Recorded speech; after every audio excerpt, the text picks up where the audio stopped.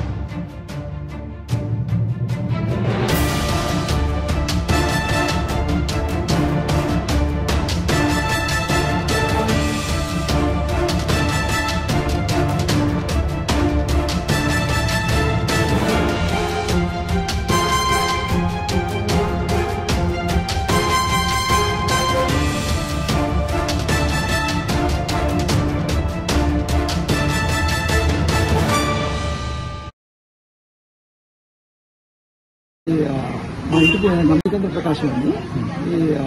మా ఇంటికి number 3-7-265/2/1 అమృతగా Yadav petrol pump నుంచి అమృతగాల్సి వెళ్ళే రోడ్డు, దాన్ని రెడ్డి కాలనీ, యాదవ్ నగర్, రెడ్డి కాలనీ అంటారు, తర్వాత ఇందిరానగర్ అని కూడా పిలుస్తాము.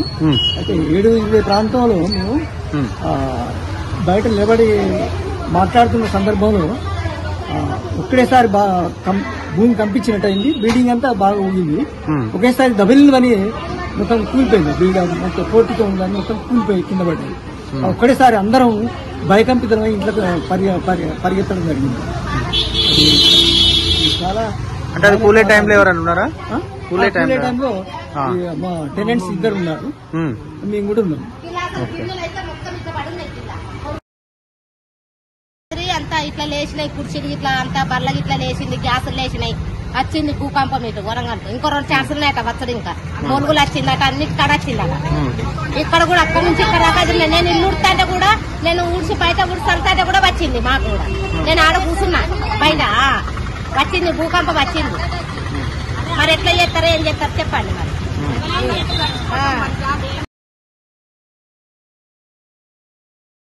7:20కి వచ్చింది.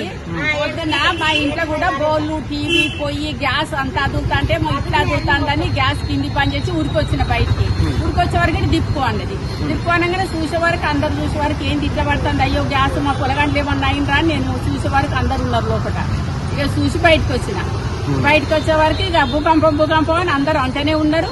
ఇక అందరు చెప్తూనే ఉన్నారు, మా బిందెలు ఊగినాయి, మా ఇల్లు ఊగింది, అది ఇది భూకంపం అనకొండకు వచ్చింది, అక్కడ వచ్చింది, మొలుగులు వచ్చిందని అందరికి మొత్తుకుంటూనే ఉన్నారు. ఇక మేము కూడా వచ్చి ఇక నిలబడ్డాం, చూసినాం. ఆ పిల్లలు గిట్ట బండి మీద పడ్డాయి, అవన్నీ నేను తీసిన పక్కకి వేసిన. ఇక సరే మరి ఇంకా వచ్చే ఛాన్సులు ఉన్నాయట. మాకు ఛాన్సులల్లా మరి మా బతకడం కష్టం ఉన్నది. మీరు జాగ్రత్తగా గవర్నమెంట్ మాకు కూడా చెప్పాలి, వాళ్ళకి తెలిసి ఉంటది కదా. మాకు చెప్తే మేము కూడా జాగ్రత్త పడతాం కొంత. ఇప్పుడు అందరం రోజు ఇక్కడి నుంచి అక్కడ దాకా కూర్చుంటాం. చెప్తే జాగ్రత్తలు ఉంటాం మేము కూడా. ఈ షాప్ ఆమె దాంట్లో కూడా 10 మందిని కూర్చుంటాం. ఇక్కడ మరి కుట్టుకుంటోళ్ళు వస్తారు, వచ్చేటోళ్ళు వస్తారు. మేము కూడా ఇంట్లో ఉండలేక ఇక్కడ కూర్చుంటాం. గవర్నమెంట్ కూడా మాకు చెప్పాలి, మాకు ఏమన్నా పోతే సహాయాలు చేయాలి, మాకు మంచిగా చూసుకోవాలి గవర్నమెంట్ జాగ్రత్తగా. సరే.